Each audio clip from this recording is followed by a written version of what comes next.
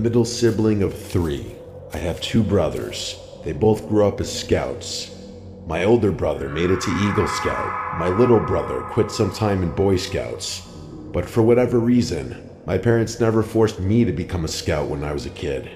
Which is weird, because I remember always being really jealous of my older brother Scott when my mom would bring me along to the Pinewood Derby contests and celebrations and such. But the thing that I was always the most jealous that I missed out on were the campouts. When the troops would go out into the wilderness and camp out for a whole weekend. I went along for the drive once or twice, and I saw them all setting up, doing campfires and such, but being younger and also not part of the troop, I don't think I was allowed to stay, so I'd go home with my parents. My jealousy of these campouts was mainly towards my older brother because I was growing up watching him prepare for these camping trips. Before every trip, he'd be given a tent to take home and practice setting up in the backyard. Even though I was only like 7 or 8, I remember so clearly how eager I was when I hatched the idea to do a little backyard camping. Basically, we set up the tent in the backyard and sleep in it overnight. To my little mind, that was the most exciting idea ever. Also, our backyard wasn't really a traditional backyard. Our childhood house was in a very spacious neighborhood where yards just kind of all meshed together, and there weren't many fences, more so large patches of trees and brush separating yards, which added to the camping feel. Our backyard was also huge, and we had a fire pit, so our parents played along and set up the fire pit in our backyard for us so we could get the full camping experience. My little brother roasted marshmallows with us too, but our parents weren't going to let him sleep in the tent. He was only like 4 at the time, and it wasn't a good idea. And no, he wasn't a scout yet, obviously. He was 4. After it got a little late, our parents brought him in and told us it was time to start getting ready for sleep. At this time in my life, the Game Boy SP was the handheld console. So after getting into our sleeping bags, Scott and I whipped out our Game Boys and played our respective games. I was playing Super Mario Bros. 2, a game I was obsessed with yet could never beat as a child. After getting a little more tired though, I turned to my side and tried to sleep. But I remember not being able to sleep. Like, I was tired, but restless. Maybe because I'd never slept in a sleeping bag before, and quite frankly, it wasn't comfortable. A lot of time passed, and I mean a lot, before I finally nodded off. And then, I woke up probably confused about where I was at first, not recognizing my surroundings. I remember looking around the dark tent, and then noticing something. Scott was gone. His sleeping bag was empty. The tent zipper was closed though. He must have went inside because he couldn't sleep. I was suddenly too scared to be in the tent alone, so I got up and unzipped the tent. But before crawling out, I did a little innocent peek outside simply because I was too scared to run out through the backyard without checking if the coast was clear. But it was not. I saw someone sitting by the fire pit in the darkness. It wasn't Scott. It was a grown man. He was facing the tent, and surely he had to have seen me. I gasped and zipped the tent back up and crawled back into my sleeping bag as if that piece of cloth was any form of protection. I stayed completely still inside my sleeping bag. The tent was almost completely dark, just a faint gray from the moonlight coming through the fabric. I don't know what was going through my mind at that point, but I do know that I wanted to call out Dad, just hoping that it was my dad. But I knew it wasn't. I got a look at the man, even just briefly, and if it were my dad, he'd have acknowledged me poking my head out of the tent. And that's when I heard the chair by the fire pit shift. I was shitting bricks, hoping the man didn't get up, and if he did, that he wasn't coming towards the tent. But I could see a shadow now on the other side of the tent blocking some of the moonlight. He was right outside. Somehow, I thought if I didn't move, maybe he would think the tent was empty. Then I heard the zipper, very slowly dragging downward. It only moved a few inches. The opening was small, but it was enough. I couldn't help it.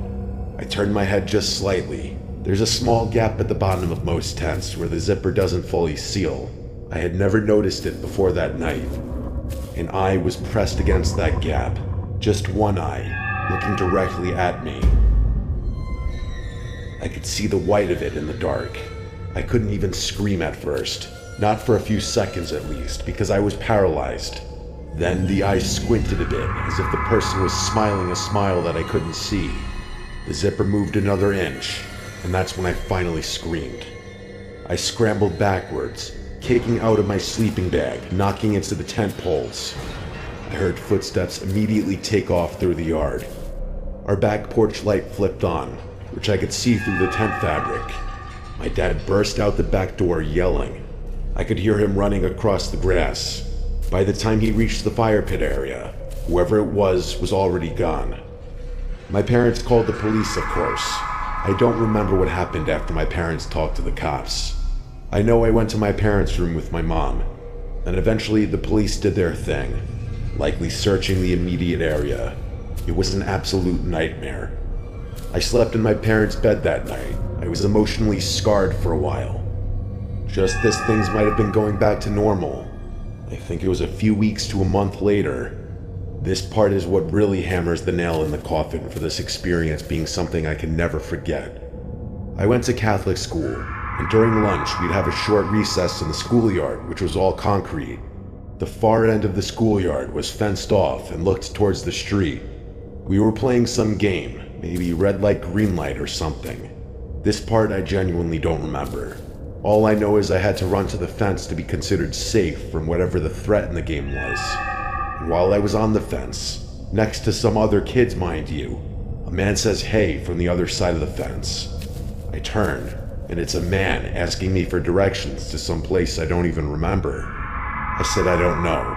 We weren't even supposed to talk to strangers outside of the schoolyard. Then he said, "Your name's Chris, right?" And that moment is implanted in my brain. His voice, the look on his face, and my heart dropping. I said no, lying to him. He then smiled and said, "You don't remember me, do you?" And at this point, I ran towards one of the recess chaperones and pointed over at the fence, but the man was gone. One of the kids next to me told me he saw the man too. The recess ladies called the recess in short, and the school called my parents. I was sure it was that man from the backyard. I was taken home early that day. I know my parents were so sick and worried after this. It was a hellish month. We lived in such a nice area too, and to almost be chased out of the neighborhood because of this was just a nightmare. After months of me being under tight supervision from my parents, things went back to normal. I can't express enough, though, how much it still pains me in my chest thinking about how I could be dead today if that man had somehow successfully taken me. And it makes me sick, wondering if he was ever successful in whatever he was trying to do with someone else.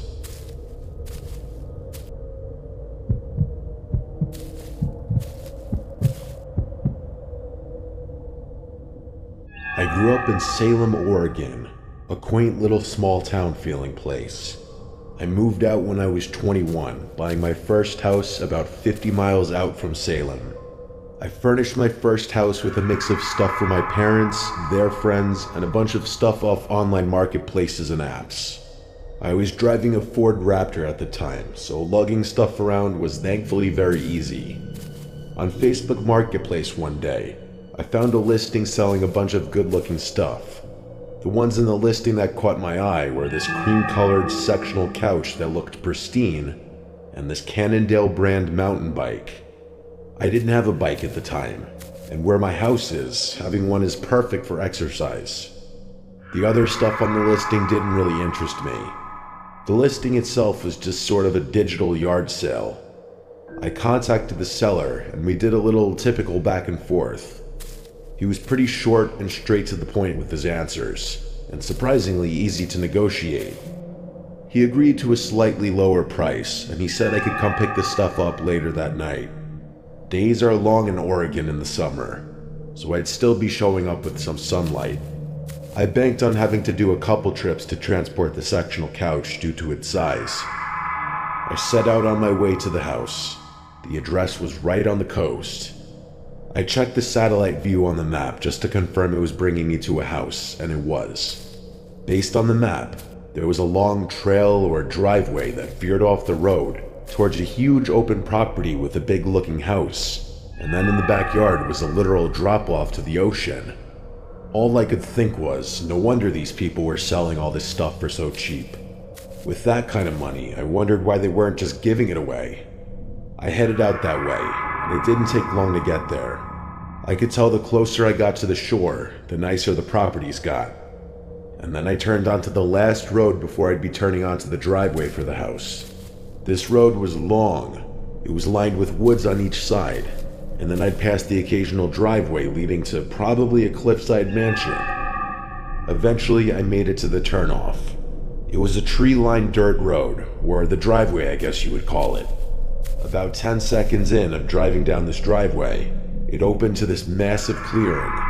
The driveway went on a slight incline leading to the house at the top of this hill. I pulled up next to this older sedan. It was like a Mercury Sable or something. It did not match the house at all. Like this house looked like it belonged to a millionaire, and this car was a piece of shit. I went up to the front door ready to ring the bell, but there was a yellow post-it note on the front door, and it said on it, "Doorbell broken, please use back door." Weird, because I could have just knocked, but I obeyed. As I walked down the front porch, I messaged the guy on Messenger that I arrived and was going around back. I walked around the side of the house, looking at each window as I passed, but the blinds all seemed to be closed. I got to the backyard, and it was crazy. It actually overlooked the Pacific Ocean. I walked up the back deck to go knock on the back door. It was a sliding glass door, but there was some kind of sliding blind that was closed, so I couldn't see inside. I knocked on the glass. I stood there for a minute, then knocked again. I looked down at my phone to see if he answered or read my message. Neither. I went to go sit on one of the chairs on the deck and spun it around to stare at the sunset and the view of the Pacific. It was a surreal view. I kept checking my Messenger app and following up with the guy, but he wasn't answering. I triple-checked that I had the right address, and I did. Plus, the note on the front door confirmed that. I decided if he was in the shower or occupied or something, I'd at least go walk over to the cliffside and get a picture of the view. I did just that. I walked down the deck, then down the seemingly freshly cut grass to the cliffside. Taking in the view, I daydreamed about one day being able to afford a place like this. I started walking back up to the house, but stopped maybe 3 steps in when I realized every single window now had their blinds open, and there was a person standing at each window, standing as still as statues. I didn't know if what I was looking at was some kind of prank or not. I walked a little closer, and the moment I said, "Nope, I've seen enough," was when I realized every single face was smiling. I honestly couldn't tell if they were mannequins or not. That's how still they were. I decided I just needed to get to the car. I did a light jog around the side of the house again, and that side window that I mentioned that also had its blind shut before was now too lifted, and there was someone at this window as well. I didn't know what was going on here, but I had to get out. As I got to the front, I got back in my car, and I didn't even look at the front windows. I didn't even want to know if there were people at these windows too. I reversed all the way down the driveway, and regrettably, I did at one point take a curious look ahead at the house. The front door was open, and there was a person standing on the front porch with his hands in his pockets, watching me drive away. It didn't matter. Everything about this was a red flag. I was out of there in a minute and down the road. The guy never opened or responded to my message still. I decided to turn into the closest neighbor's house driveway and knock on the door. They answered, and I explained the bizarre and disturbing situation I just encountered, and I pressed them about any info on their neighbor. The man who answered, who I'll call Tom, was shocked, because he's close friends with the guy next door, and he said he's hardly ever in town, and that he wouldn't set up some kind of elaborate prank like that. He called his neighbor on the spot, and the guy picked up. Basically, the conversation went as follows from what I remember. "Hey Jim, it's Tom next door. Listen, I got someone at my front door right now saying you invited him to your house to buy stuff, but you pulled some kind of scary prank on him with the windows and stuff." And there was a pause before the Tom guy said, "What are you talking about?" From here, I stepped in and explained everything from the Facebook ad to my arrival there to the people at the windows. He now sounded very concerned because he said he wasn't home this week. I did my best to describe every detail, including what the man on the front porch looked like, as well as the sketchy car. He asked me to take his number so he could contact me after the police investigated. After that, I left. I went home. I really didn't have it in me to commit 2 hours to some police investigation that didn't concern me, truth be told. But I did hear from the guy later that night. He called me and asked me to send him the Facebook listing, but it was removed. I did send him the details of the profile that I was messaging on the Messenger app, but it was now a blank profile. He thanked me for that and would give it to the police anyway. When I asked him what the cops found, he told me they found nothing stolen as far as he knew at that time, and that all the blinds were once again closed, and there was no sedan in the driveway, but that all 3 doors in the house were unlocked. Now the scary part for me is the way they were all standing at the windows smiling, trying to scare me. And I have to wonder, what use was I going to be of to them? And why did they want me in the backyard? Scary thoughts, honestly. I'm just glad I left when I did.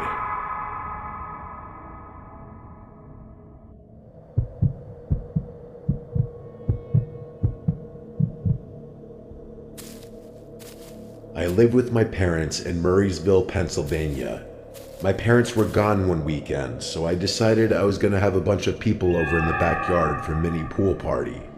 We have a pool house and an in-ground pool back there. It's perfect for parties, even though I rarely get a chance to throw anything. The rest of the backyard is a little bit of grass and then the woods behind the pool house. It's a very private backyard. Usually. You'll see what I mean soon. So the little party I planned was for Saturday night. Earlier that day, I was setting up outside. It was a little cloudy out, but since it was going to be a night party, that didn't really matter. The woods behind the pool house are pretty big. They go at least half a mile back before they reach another backyard. So there should really be no one walking through them. It's also our property. There are no trails or any reason for anyone to be back there. I was bringing out folding tables for beer pong and refreshments and setting them up when I heard a cough come from the woods. It was clearly a slow, throat-clearing kind of cough, like someone trying to get something out of their throat. And it was definitely a man. I froze with the table still in my hands. I just stood there listening. The wind was barely moving the leaves, so the sound carried really clearly. It came from just inside the tree line, not deep in the woods. Close enough that whoever made it could definitely see me. I slowly set the table down and looked out toward the trees. Confused is one word to use, but unsettled would be a better one. No one should be in those woods, ever. I scanned the tree line and called out, "Who is that?" There was no answer. Not even any movement. No footsteps or branches snapping or anything. That almost made it worse. If it was some random guy walking through, I should have heard him moving away. But it was just quiet. I got that feeling in my chest, like I was being watched. Like someone was standing perfectly still just behind a tree, staring at me. I stood there for maybe 20 seconds just listening. The longer I stood there, the more uncomfortable I felt. Eventually, I just grabbed the rest of the stuff and brought it back inside for a bit. I didn't want to just stand out there alone anymore. I called my good friend Mark to come over early and help me set up. I decided not to mention the cough. I didn't want to sound paranoid before the party even started. Mark came over around 6 p.m. He brought some drinks and helped me finish setting up. I kept glancing at the woods while we were out there, but everything looked normal. Nothing moved. If someone had been there earlier, they were gone. The rest of my friends started showing up around 7 to 8. At the peak of the party, there were at least 20 people. Nothing insane, but it was a good time. There was music playing, people in the pool, lights around the patio on. With that many people there, the woods didn't feel creepy anymore. A couple times during the night, I caught myself looking toward the tree line though. I don't even know why. I guess that cough just stuck with me. Things started dying down around midnight, and by 1 a.m. the last of the guests had left. I figured I would leave the mess to clean up for tomorrow. I was tired and ready for bed. Before going inside, I did one last slow sweep of the backyard. I walked around the pool, checked behind the pool house, looked toward the woods again. Everything seemed normal. The water in the pool was still, the lights reflected off of it. No one was out there. I locked the back sliding door and went upstairs to brush my teeth and go to bed. I was in bed scrolling on my phone for maybe half an hour before putting it down. It probably took another half hour of laying there trying to sleep when I heard a splash. Not a small one, not like something falling in. It sounded exactly like someone jumping into the deep end. My eyes opened immediately. I held still, listening. A few seconds later, I heard the sound of someone swimming, literal strokes through the water. My first thought was maybe someone from the party stayed behind as a joke, or they just woke up drunkenly. But I knew everyone who came. No one would do something like that. I checked my phone, and it was 2 a.m. I got out of bed and walked slowly to the window that overlooks the backyard. I didn't turn on any lights in my room. I didn't want whoever was out there to see me before I saw them. When I looked down at the pool, I saw there was a guy swimming calmly from one end to the other. At first, I tried to recognize him. I knew all 20 or so people who came over. This wasn't any of them. I leaned closer to the glass. The pool lights lit up his face just enough for me to know for sure. I had never seen him before. I yelled out the window, "Who is that?" The swimming stopped immediately. He looked up slowly toward my window. Even from that distance, I could tell he wasn't confused or startled. He just stared up at me. Then he started moving toward the shallow end. He climbed out of the pool, and that's when I saw how tall he was. He stood there dripping wet for maybe 2 seconds, just looking toward the house. I expected him to run away. Instead, he started walking toward the sliding door. Not running or hesitating, just walking fast and direct, like he already knew where he was going, almost in a march. I yelled again, "Hey, who is that?" He didn't respond. I heard the sliding door downstairs open. I know I locked it, I'm positive I did, but I heard it slide open. Then it slid shut. I ran to my bedroom door and locked it. That's when I noticed how much my hands were shaking. I grabbed my phone and texted Mark, asking him if he noticed anyone stayed behind before leaving. But I didn't wait for a response. I immediately called 911. I whispered into the phone that there was an intruder in my house. I gave my address as quietly as I could. Then I heard the footsteps. They were slow, wet footsteps on hard wood. I could hear the slight stick of his feet lifting off the floor. He wasn't rushing, nor was he searching randomly. He was walking directly toward the stairs. Each step on the stairs creaked, one at a time. He reached the top. The hallway floor outside my room creaked. He stopped right outside my bedroom door. I could hear water dripping onto the floor. Then the handle moved. He tried opening it once, then twice, then a third time, harder each time. When he realized it was locked, there was a long pause. The 911 operator was saying something, but I had the phone set down. I could barely focus on what she was saying. Then the guy knocked on the door, 3 slow knocks. I picked up the phone and put it on speaker. My voice was shaking, but I said loudly that I was on the phone with the police and they were on their way. There was another long pause. Then a man's voice from the other side of the door said, very low and calm, "It's me, open the door." He sounded like a grown man in his 30s. I said, "I know that I don't know you. Leave now." There was silence again. 5 seconds, maybe more. Then I heard him turn and walk away quickly. I heard his wet footsteps go back down the hallway, then down the stairs, and a few seconds later, I heard the front door downstairs open and slam shut. I didn't move until the police arrived. When I finally went downstairs with them, there was a clear trail of water leading from the back door, up the stairs all the way to the bedroom door. After searching the entire house, That was the only proof that he had ever been there. I texted everyone I invited, asking if they stayed behind or noticed anyone else stay behind. Anyone who was still awake said no. The rest texted back in the morning saying no. It was a complete stranger. And I have a feeling that cough I heard in the woods earlier that day was that man. I don't know how he got the door unlocked.